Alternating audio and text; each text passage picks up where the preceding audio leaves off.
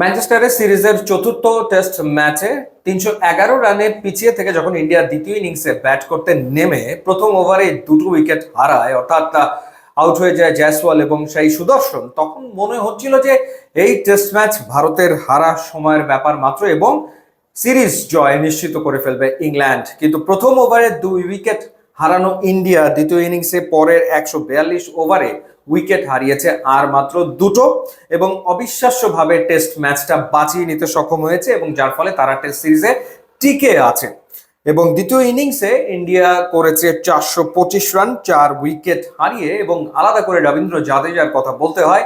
টানা ইংল্যান্ডের বিপক্ষে ৪টা 50 করার পর তিনি সেঞ্চুরির দেখা পেয়েছেন। ম্যাচ বাঁচানো সেঞ্চুরি কোনো সন্দেহ নেই। ১০৭ রান এসছে রবীন্দ্র জাদেজার ব্যাট থেকে। ১৮৫ বলে ১৩টা ৪, একটা ছক্কা তিনি মেরেছেন এবং ১৮৫ বল মোকাবেলা করাটা ছিল সবচেয়ে জরুরি। এবং পাশাপাশি ওয়াশিংটন সুন্দর, তিনিও ১০১ রানের একটা ইনিংস খেলেছেন। এই দুজনে মিলে পার্টনারশিপ করেছেন ২০৩ রান। সবচেয়ে বড় ব্যাপার ৫৫.২ ওভার তারা উইকেটে একসাথে ছিলেন এবং ওই সময়টাতে যদি আর একটা উইকেট পড়ে যেত তাহলে হয়তো ইংল্যান্ড এই টেস্ট ম্যাচ জেতার চান্সটা নিতে পারতো, কিন্তু ভারতীয় এই দুই ব্যাটার সেই সুযোগটা আসলে দেয়নি। এর আগে ডেফিনেটলি রাহুল এবং শুভমান গিলের কথা বলতে হবে। তারা দুজন দুর্দান্ত ব্যাটিং করেছেন। শুভমান গিল এই সিরিজে তিনি তার চতুর্থ সেঞ্চুরি তুলে নিয়েছেন এবং তিনি ৭০০ রান করেছেন। ইংল্যান্ডের মাটিতে একটা সিরিজে ৭০০ রান করা প্রথম এশিয়ান ব্যাটার বনে গেছেন শুভমান গিল এবং একই সাথে এক সিরিজে ৪ সেঞ্চুরি, সেটা সুনীল গাভাস্কর, ডন ব্র্যাডম্যানের পরে শুভমান গিল তিনি আসলে সেই কীর্তিটা অর্জন করেছেন। বাট এই সিরিজটা বেসিক্যালি আমার কাছে মনে হচ্ছে রবীন্দ্র জাদেজা যেভাবে তিনি পারফর্ম করেছেন। ইন্টারেস্টিং ব্যাপার হচ্ছে ৪টা টেস্ট ম্যাচের ৪টাতে দ্বিতীয় ইনিংসে রবীন্দ্র জাদেজাকে আউট করা যায়নি। এটা অ্যামেজিং পারফরমেন্স রবীন্দ্র জাদেজার। আপনাদেরকে যদি স্কোরগুলো জানাই, যেমন এই টেস্ট ম্যাচে প্রথম ইনিংসে ২০ রান করার পর দ্বিতীয় ইনিংসে অপরাজিত ছিলেন ১০৭ রানে। তৃতীয় টেস্ট ম্যাচে প্রথম ইনিংসে ৭২ করার পর দ্বিতীয় ইনিংসে অপরাজিত ছিলেন ৬১ রানে।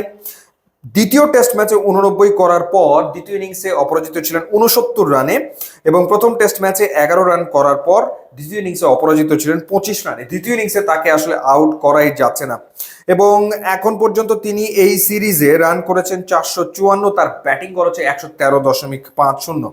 ৭২২ রান করেছেন শুভমান গিল, তার ব্যাটিং গড় হচ্ছে ৯০.২৫, কিন্তু জাদেজার ব্যাটিং গড় এই টেস্ট সিরিজে ১০০-র ওপরে আসলে রয়েছে।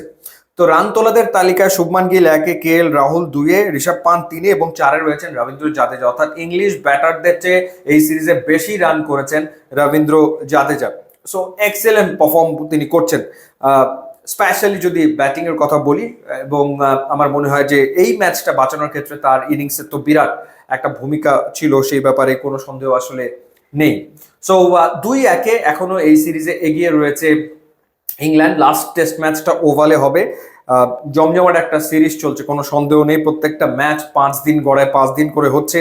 আগের গুলোতে রেজাল্ট এলো, এই ম্যাচটাতে আসলে রেজাল্ট এলো না এবং আমার কাছে মনে হয় যে এই ড্রটা ইন্ডিয়ার জন্য আসলে জয়ের সমান নিশ্চিতভাবে। এবং অবশ্যই কৃতিত্ব দিতে হবে ইন্ডিয়ান ব্যাটারদেরকে, যারা সেকেন্ড ইনিংসে ধৈর্য ধরে উইকেটে ছিল এবং যারা, যেটা বললাম যে ১৪৩ ওভার পর্যন্ত তাদেরকে আসলে ব্যাট করতে হয়েছে। সো দারুণ, গ্রেট জব ইন্ডিয়ান ব্যাটারদের, গ্রেট জব, কোনো সন্দেহ নাই। সো লেটস সি, দেখা যাক সিরিজের শেষ টেস্ট ম্যাচে কি হয়। ইউটিউব, ইনস্টাগ্রাম লিঙ্ক দেওয়া আছে, আপনারা যোগ দিলে খুবই খুশি হবো। And thanks for watching.